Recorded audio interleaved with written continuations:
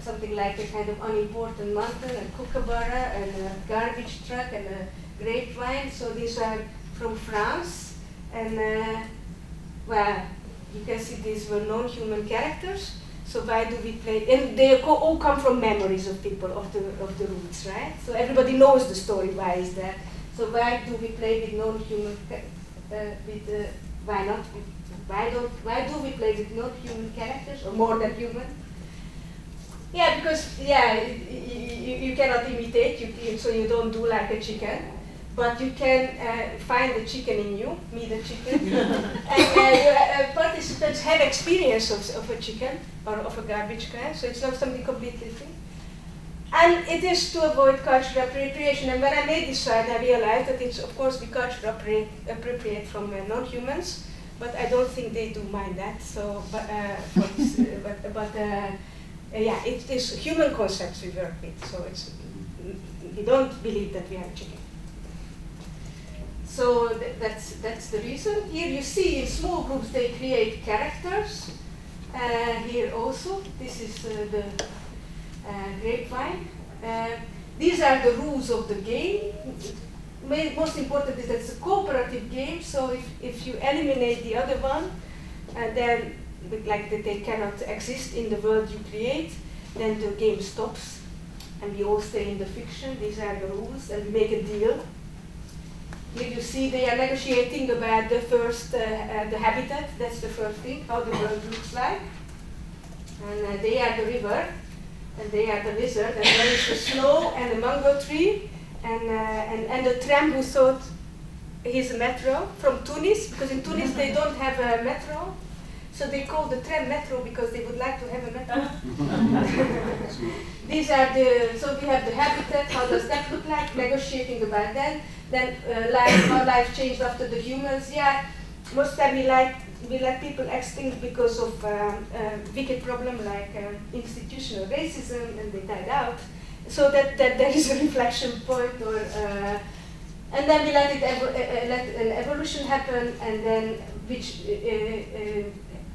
then a power imbalance occurs, and how they then moderate it back to a kind of equilibrium. That's the setup. Here you see a wild goose in Pilish. And here is the story of a wild goose in Pilish with a centrifuge and the morning mist and the willow. And this is my last slide. So it's I thought it's interesting to say how a grand idea becomes a transferable format, and that the lessons we learned that were really important, and I would never make these mistakes again. So to reach vulnerable groups for an artist, maybe also for scientists, I don't know, it's difficult. So you need to find people to partner with. So we started to organize trainer to trainers, and then the trainers who work with these kind of vulnerable groups, or groups who were fighting with a certain issue, like in the detention center, then they invite the piece, and then we can scale it and make it for their needs, this thing. It has, we wanted to work with different themes. For every theme there was a storytelling struggle. No way. All wicked problems relate to power imbalance. So it's, and with the question about privilege, oppression, memories, and creating history, and that in your person, you can address all of it, and then by that you don't put a theme on the group. Yeah, it's very important that you can adapt it to needs, and then we tell it also how to adapt it, and that there are things occurring that we, that have their own life. And there is a strong protocol, and which never can be done, but there are really things that are possible as a compromise, and there are absolute no-goes. Absolute no-go is that it always needs a very strong preparation. You need to know who will be there and what you will do. You need to know how long, and in that length you need to have a reflection. And the space cannot be a gallery room, as you saw, which was hanged full with art, which was very disturbing because it was very strong, and then people could come in and out. So that's also a no. Yeah, that's it. And it doesn't work further, although there is some, oh yeah. Yeah, we have a website that would be lovely if you could have a look. There you can see the stories and other, more information actually. And I also have a game, which is now from today on the in air. So we have some artistic, very small artistic outputs as well next to the social storytelling. And one is this game, let's say. We also made the lecture performance, and we also made the website. Let's say these are the artistic outputs. So I can also give you the code later. Oh yeah, here you can check if you verify as human, or you rather prefer another category like a cyborg or I don't know, mythological figure or a private. Who knows? Thanks. So.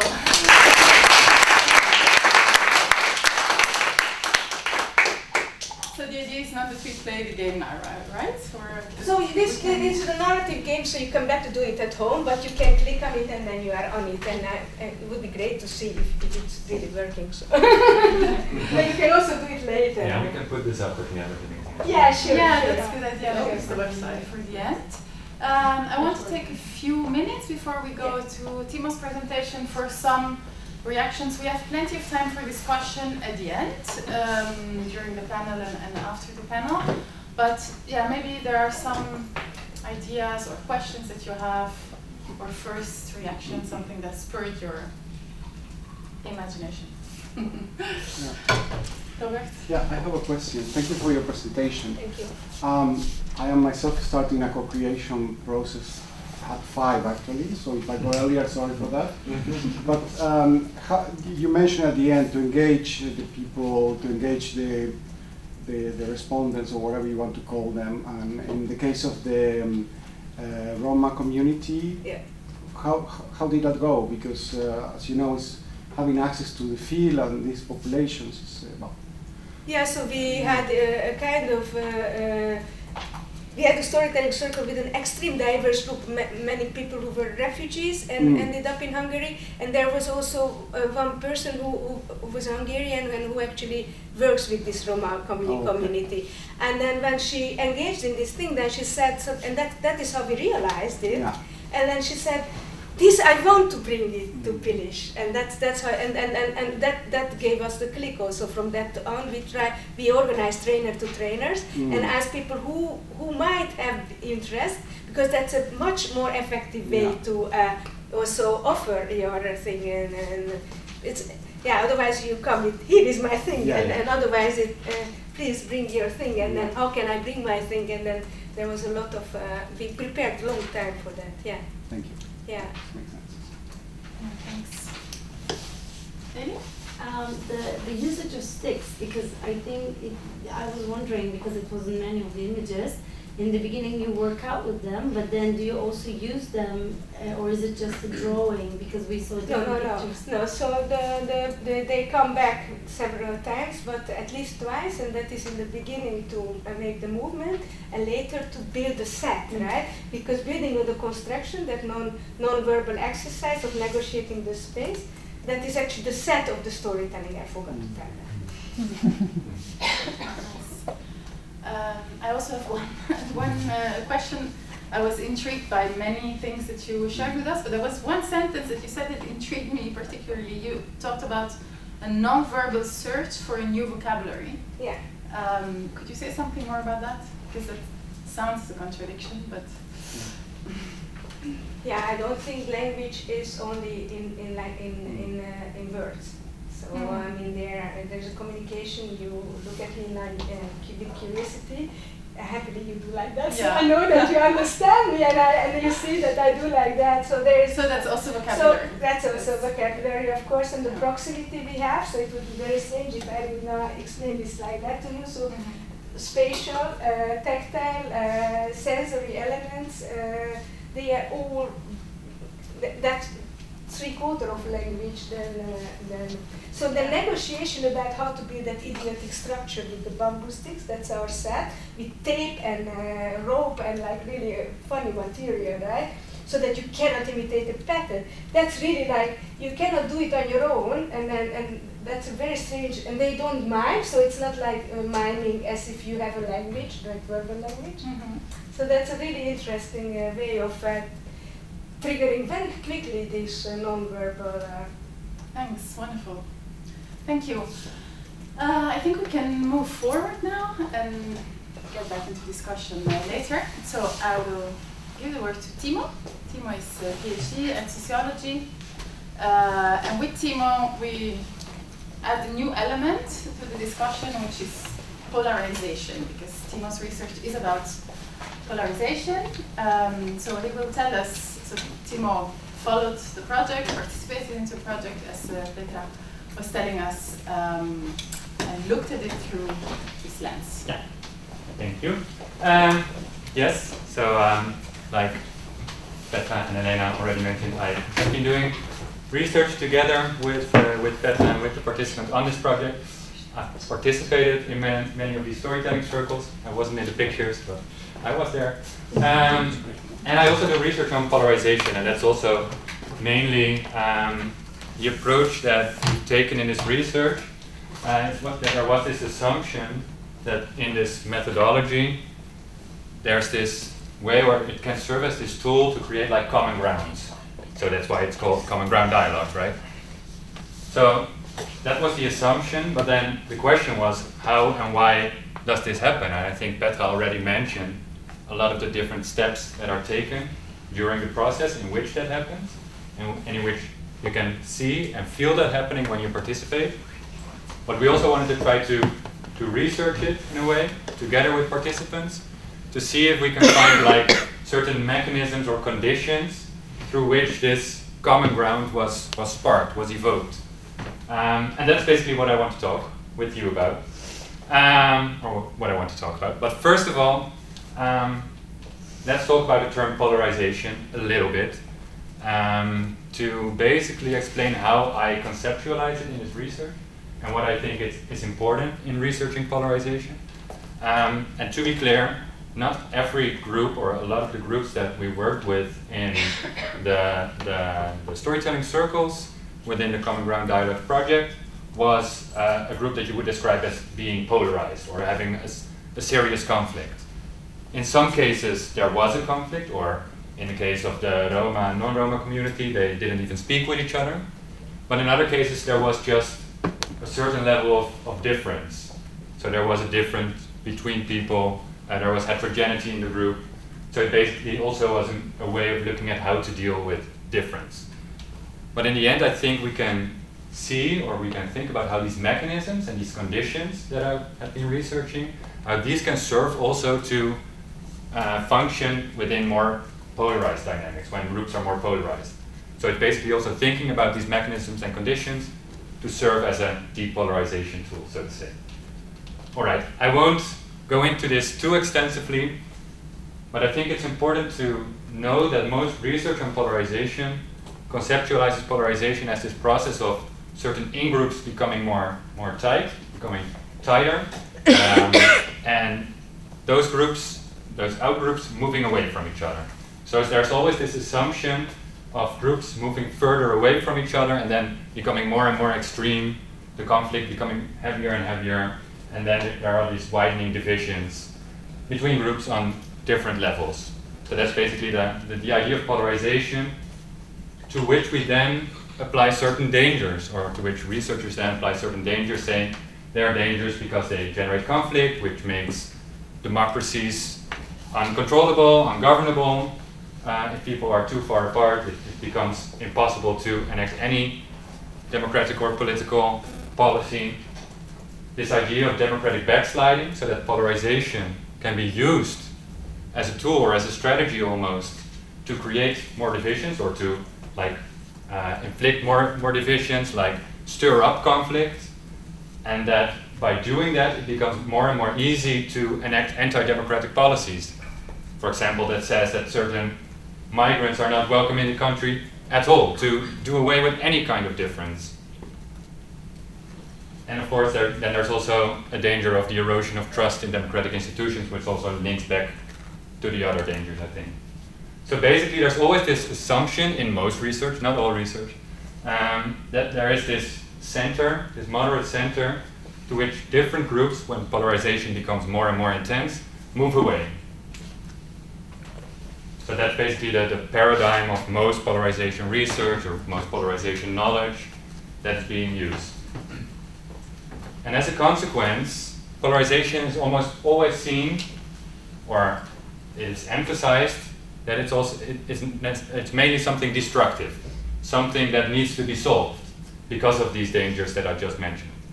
And to be clear, of course, these dangers are obvious dangers that can happen within polarized societies.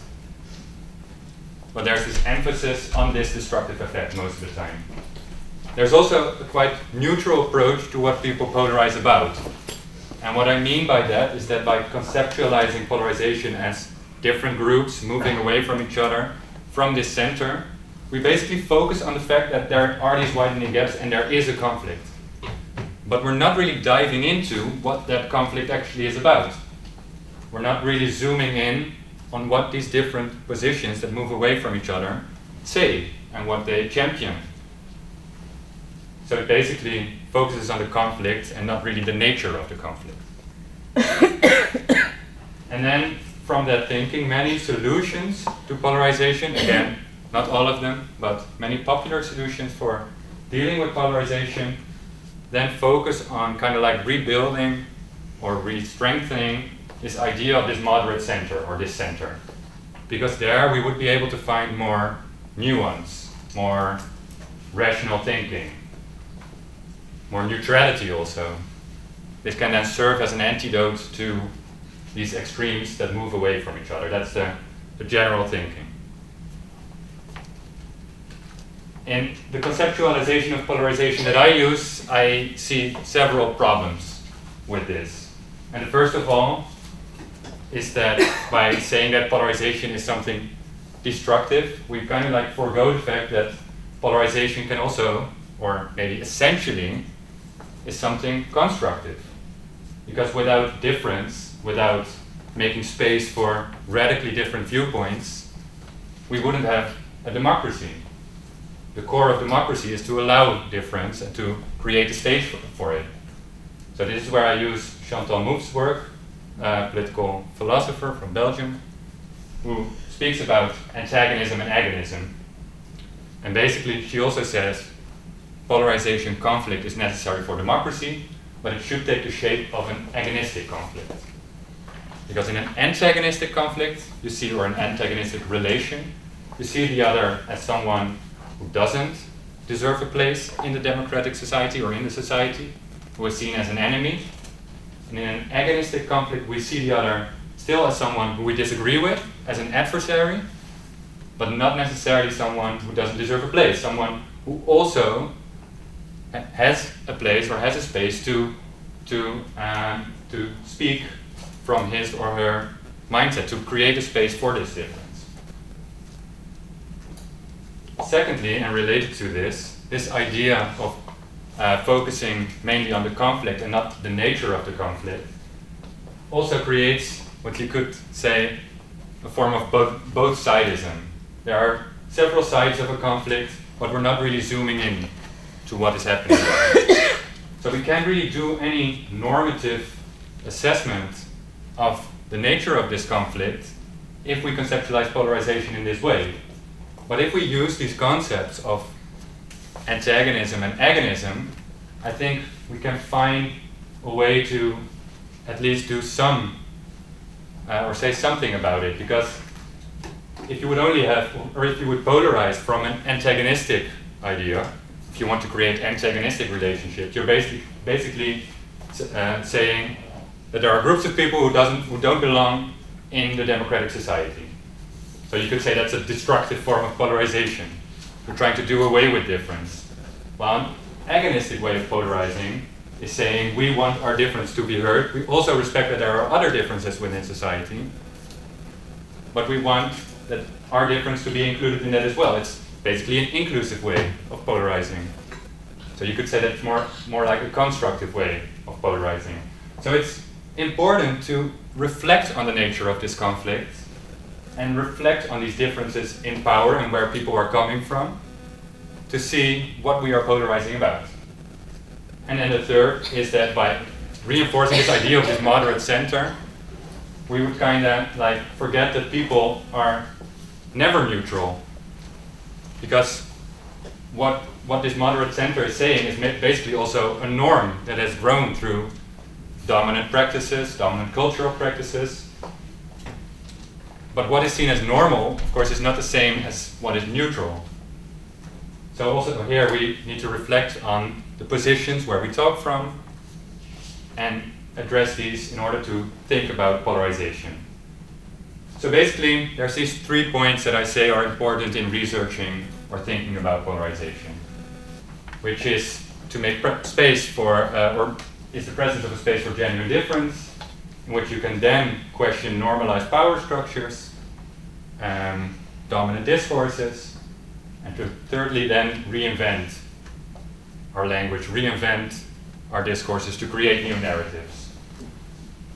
But like I said, most research focuses on measuring these differences and not really engaging with them. And I think that's what this project does more and more, is trying to really engage with these differences.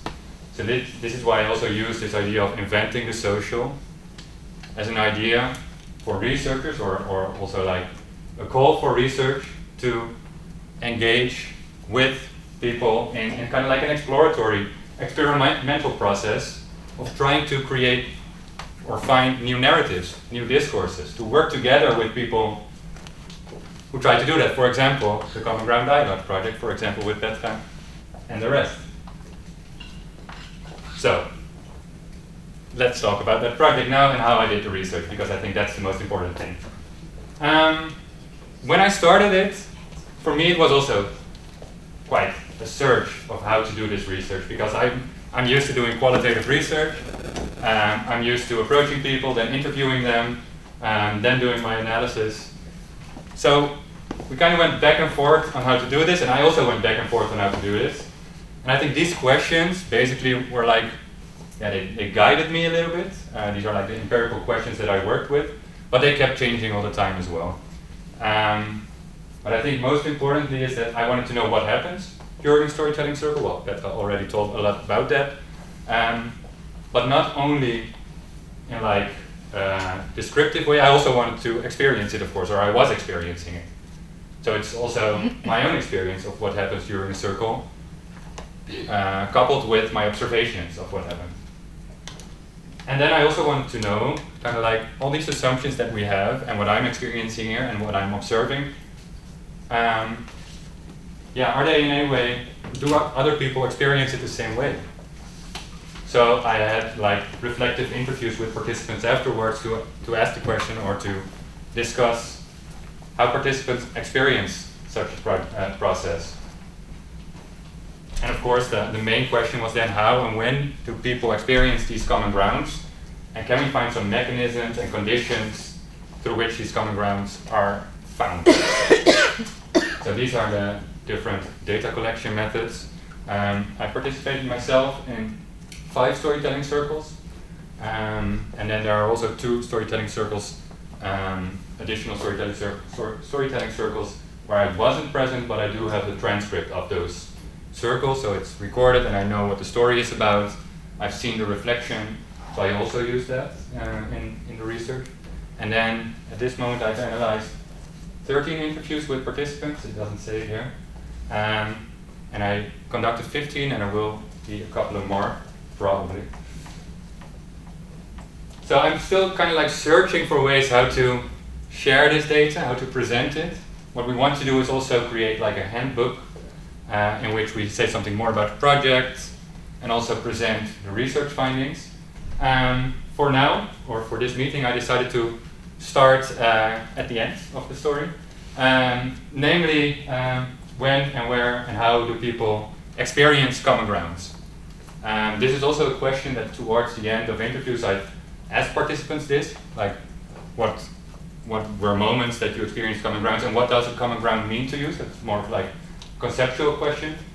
But mainly I'm most interested in what they remember of the day, how they experience this, and when they start talking, they already start mentioning moments in which they share a certain commonality.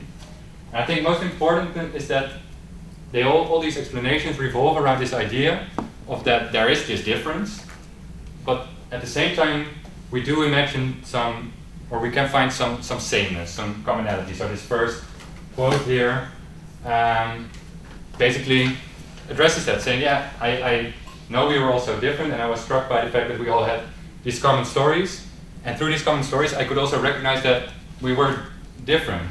So it's kind of like this interplay between sameness and otherness. And what was happening during that process is that we kind of like tried, or people experienced kind of like soft spot between what Arlie Hochschild calls empathy walls, where we could find a mutual understanding, or people could find a mutual understanding of each other. So basically what I did here, or what I do in presenting the data now, is showing different mechanisms in the different phases of the storytelling circle, in which people and these mechanisms say something about how this storytelling could lead to common grounds. And of course, it isn't the case that this is only happening in the memory maps. These are also mechanisms that are happening in the words beyond words part, or in the fictional storytelling, but we mainly see it happening here. So in the narratives of people, or in the narratives of participants, they mainly describe these experiences that they had in this section. And this is also important because, like Petra said, in some instances, when these storytelling circles are organized, you can kind of like see these different elements of the project as kind of like modules. So you can basically pick to do, or choose to do a memory route and fictional storytelling, for example. And then it's important to know what are the main things that you're doing here if we choose to do that. I think in these memory maps, what we see is that people start this process of what I call, or what Wally Andrews calls, narrative imagination. I think the example that Petra just gave of the storytelling in Slovakia, with the example of the smell in the school, is a really good example of this, how certain memories and the narrative around this memory can spark imagination. Because I never went to school in Slovakia, I've never been inside a school in Slovakia, but by hearing these memories, hearing these stories and descriptions of the smell, I could really imagine being there. I could really imagine what that felt like.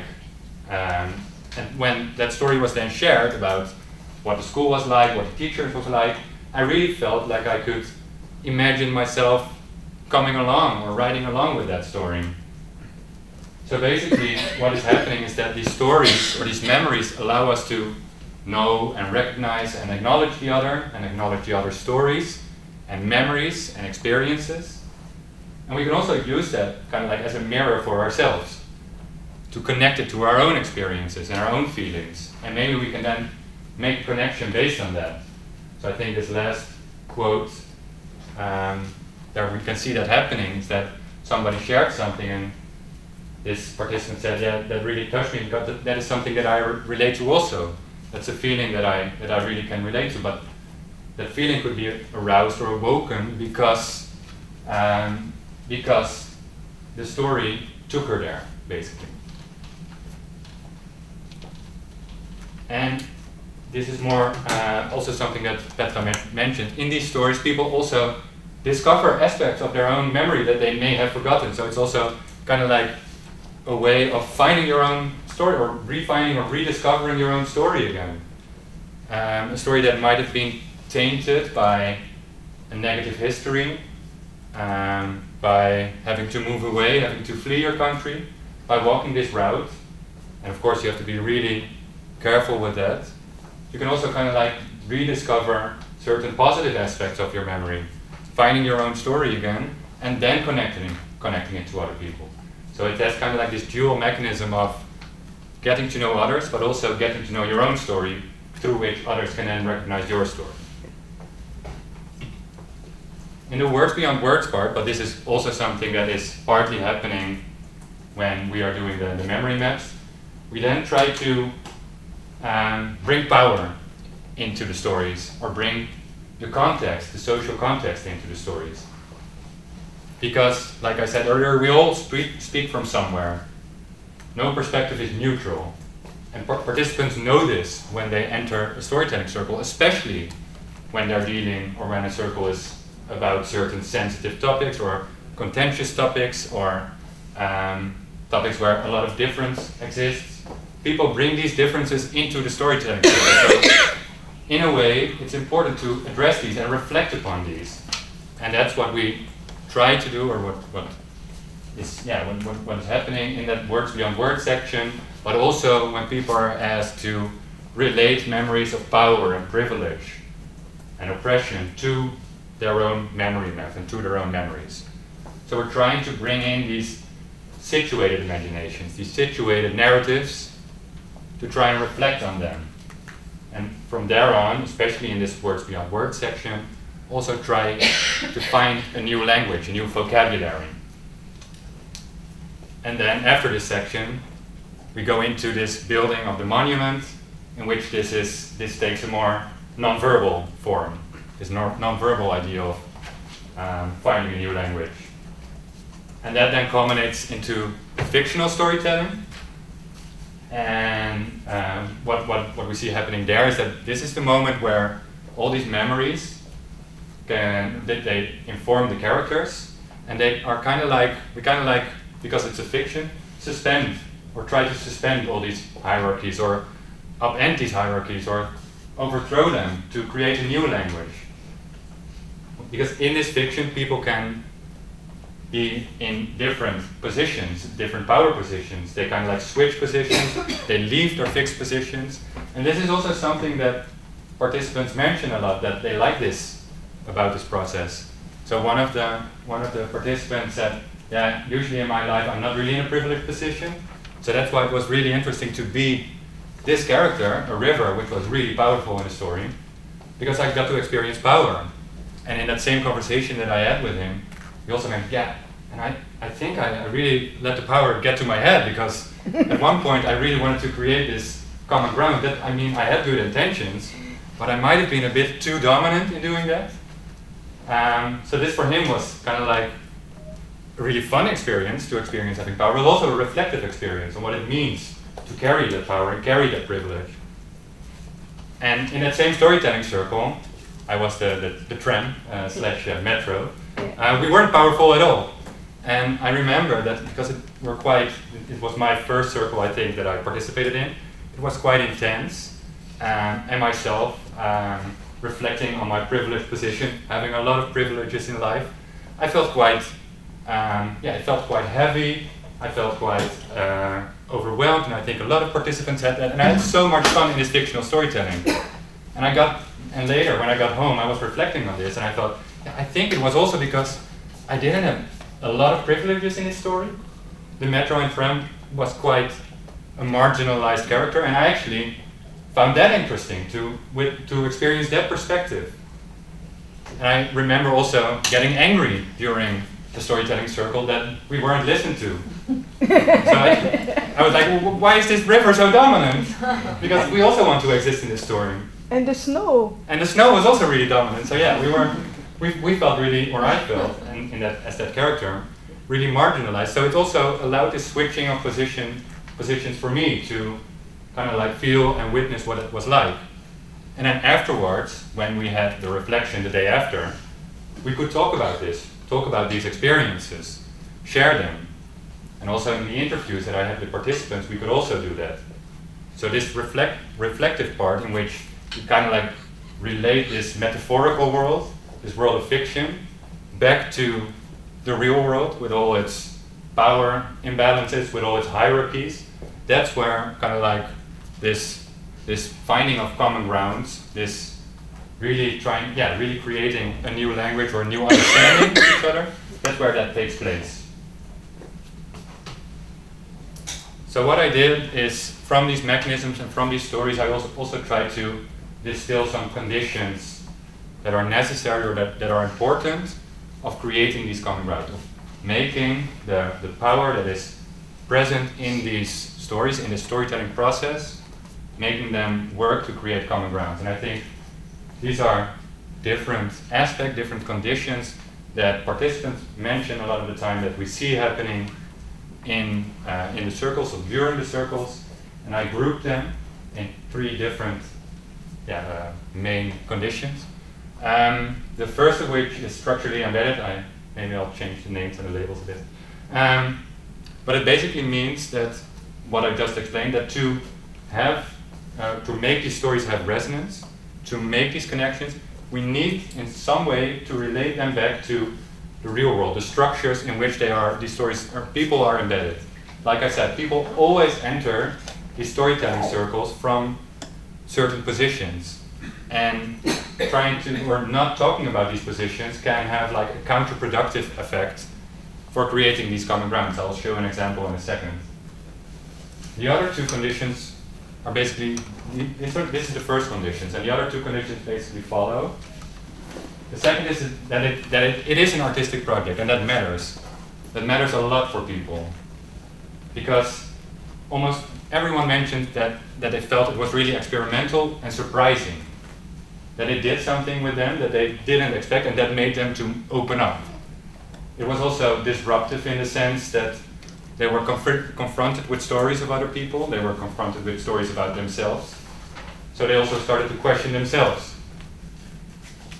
And I think an important aspect here is that it's immersive, so that the fact that it's sensorial, that people really get into this experience, that's a condition that people mention, or a lot of the time people would mention, yeah, that's when I really got into it. And basically it has to do with the fact that they could like recognize themselves in a certain smell, or really felt like in the building of that structure and that monument, they really felt connected to other people. So it's really closely tied to these sensorial sensations that are happening.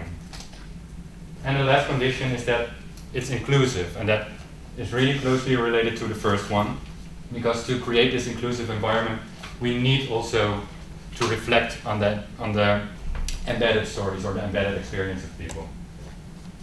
5 minutes? Yeah, I'm almost out. So I think these are important.